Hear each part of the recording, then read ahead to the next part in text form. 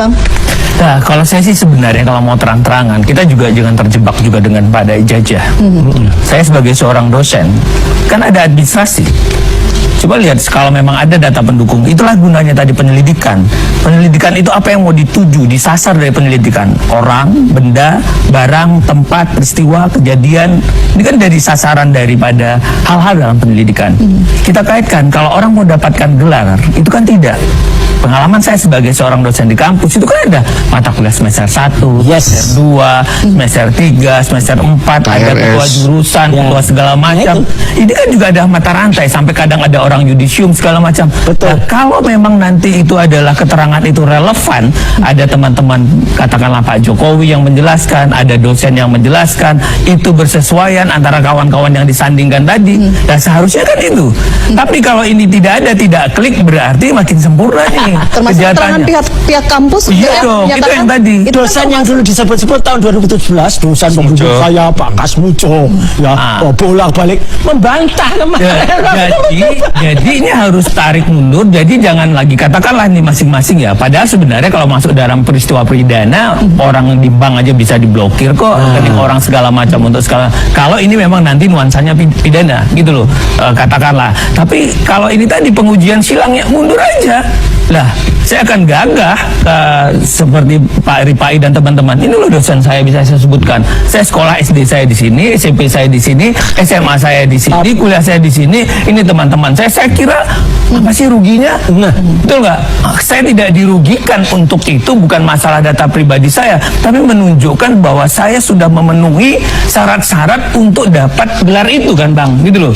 Nah, jadi kembali seharusnya penyelidikan ini juga jangan ansih pada produk itu, gitu loh. Bisa-bisa, sorry ya, ada beberapa teman saya tapi saya tidak tahu apakah ini sama atau tidak. Teman saya pernah kehilangan ijazah, atau teman saya ada yang merasa ijazah itu tidak penting pada awalnya karena dia tidak sebagai akademisi, dia tidak sebagai orang karyawan karena segala macam, ya enggak. Tapi satu ketika dia memerlukan itu. Atau ada teman saya juga yang salah namanya penulisannya, salah namanya saja di kampus itu tidak diterbitkan lagi ijazah. Malah nanti rektor baru atau segala macam karena sudah katakanlah dia telat, itu hanya surat keterangan bahwa menyatakan ada salah penulis. Gitu loh. Kalau hilang itu ada laporan polisinya segala macam, dan juga kadang ya dibikin hanya duplikasi dan ada keterangan dan pasti tidak sama. Sama yang itu. Makanya ini lagi-lagi yang dibutuhkan lagi-lagi kebenaran material, ini kan kejujuran. Semua orang punya perjalanan dan segala macam. Tapi kalau menurut saya, kalau dia memang benar-benar melewatin syarat itu, kan kita tidak ya ansih pada kertas, pada ijazah, gitu loh. Tapi lagi-lagi secara sosiologis kita bilang, siapa sih yang hari ini di Indonesia pejabat yang nggak bangga punya gelar? Setuju. Gitu loh. Ada rasa kebanggaan seseorang sewaktu Insinyur Soekarno, Insinyur Jokowi, kan ada bangga dong, gitu loh. Gelar-gelar itu semua orang siapapun hari ini mungkin secara sosiologis yang tidak ansih hukum, ya ini juga adalah kebanggaan. Oke, jika ada pertanyaan kemudian jika ini ditarik-tarik, karena semua ya ijazah SMA, SMP dan lain-lain itu akan dipermasalahkan ya Mas Roy ya. Tadi Bang Rifai mengatakan saya tidak setuju mundur karena pada waktu udah masuk UGM itu kan sudah clear. Harusnya. Ya, waktu orang menjadi mahasiswa itu kan sudah clear waktu perpera. Jadi ya kita juga harus berani clear dong. Betul loh. Jangan main tarik sana ke sini, saya juga nggak setuju nih. Kalau memang persoalannya adalah ijazah yang UGM, fokus UGM. Apakah syarat-syarat semester 1, semester 2, semester 3, semester 4, semester 5, semester 6, semester 7, yudisium, sidang, ini urut nggak tanggalnya? Karena untuk skripsi, dapat itu tadi, skripsi, KKN dan segala macam. Versi kepolisian sudah mengatakan itu, sudah disampaikan pada publik. Kita kepengen polisi menunjukkan hasil penyelidikan tadi. Karena hasil penyelidikan itu, karena apa? Jangan ya lagi-lagi karena ini ada katakanlah dua pendapat begini, seharusnya polisi profesional, presisi untuk menunjukkan supaya tidak ada orang ini kok goyah ya kepercayaan publik dan segala macam. Halo teman-teman semua, kembali lagi bersama saya di channel ini. Salam NKRI, harga mati. Nah, teman-teman semua, dimana kita tadi melihat seorang dosen muncul di mana dia menguji keaslian ijazah S1 Jokowi di UGM ini. Nah, teman-teman, mari kita bahas bersama mengenai video atau tanggapan para masyarakat di bawah ini. Nah, Teman-teman sempat di salah satu tanggapan di bawah ini dikatakan, sangatlah simpel penjelasan dosen ini, jadi tinggal kejujuran Jokowi menunjukkan ijazah aslinya. Nah teman-teman semua, dengan konsekuensi pengacara dan termul tidak sempat bayaran tapi mengirit pengeluaran Pak Jokowi. Nah dimana silakan pikir masing-masing kira-kira beberapa biaya yang harus dikeluarkan Jokowi, bayar pengacara, termul, biaya reuni dan lain-lainnya. Nah, rakyat harusnya bersatu untuk mempertanyakan hal itu agar cepat-cepat masalah ini cepat terselesaikan.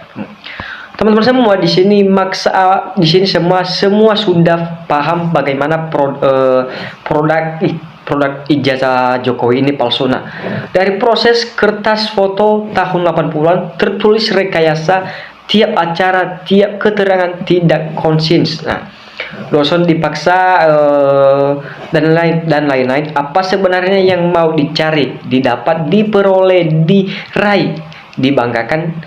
Nah, buktinya pemalsuan itu pinter. Nah, gelap dalam manajemen hingga hasilnya nggak bisa terungkap sampai sekarang.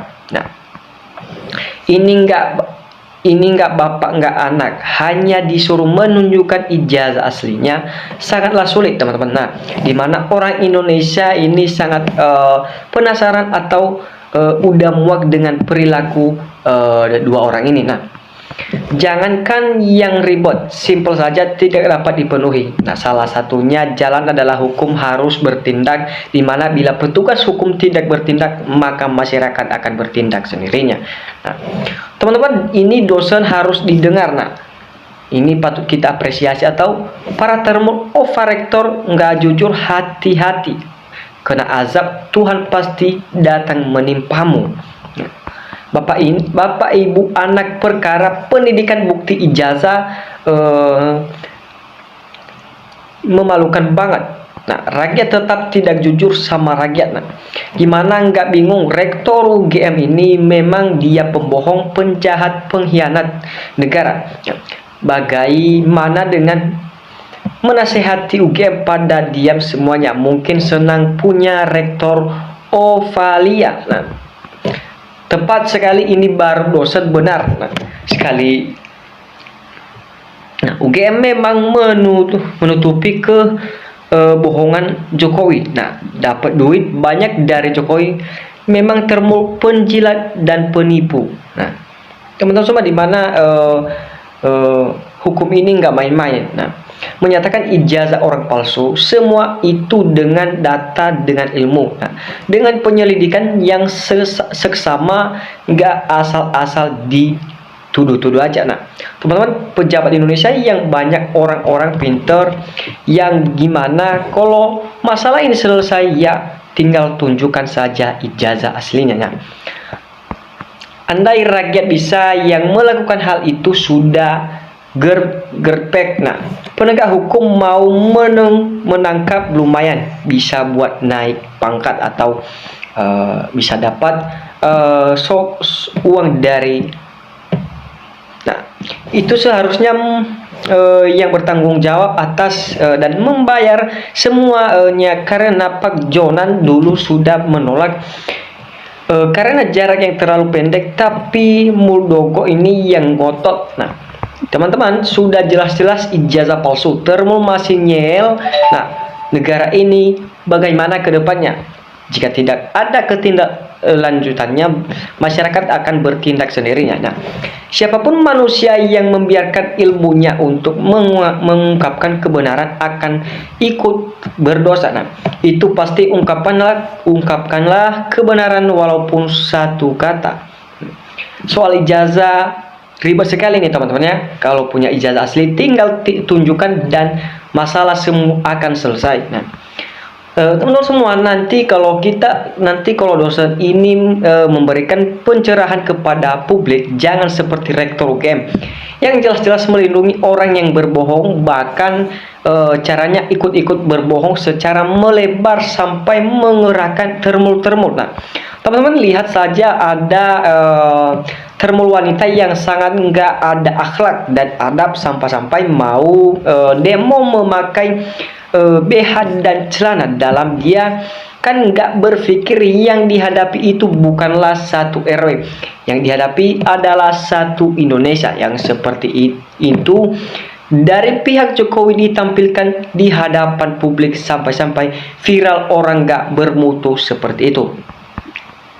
Nah, rektor dalam lingkaran oligarki yang membuat skenario pembentukan presiden boneka ini, teman-teman ya.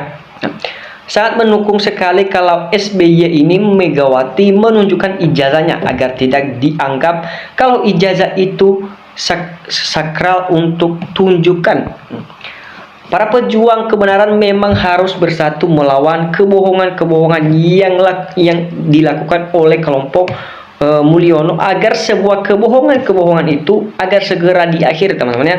Yang bertanggung jawab diberikan sanksi. Melanggar bukti kebenaran di sosmed itu agar rakyat mengetahui bahwa dapat menilai benar atau salah jika institusinya memutuskan hal yang salah. Nah, bisa dibenarkan, sebaliknya semoga hukum dan kebenaran bisa ditegakkan di negara ini. Nah, yang jelas-jelas teman-teman ya, kalau ijazah hingga pasti panik, bingung apalagi mau daftar wali kota secara logis. Nah, yang bersangkutan tim sennya langsung lapor polisi atau lapor ke sekolahnya lah. Kalau ini nggak lapor, ya sudah pasti fix ijazah Jokowi itu palsu. Hanya aparat ODJG ikut meyakinkan kepercayaan ijazah Mulyono asli. Nah, ada di alam baka bikin goek. Nah, teman-teman semua, seandainya polisi mau melakukan pemeriksaan dengan baik dan benar, maka bisa melakukan pemeriksaan ke UGM, maka semuanya akan terbongkar masalah ijazah Jokowi ini. Nah, teman-teman semua, di mana kita melihat banyak sekali tanggapan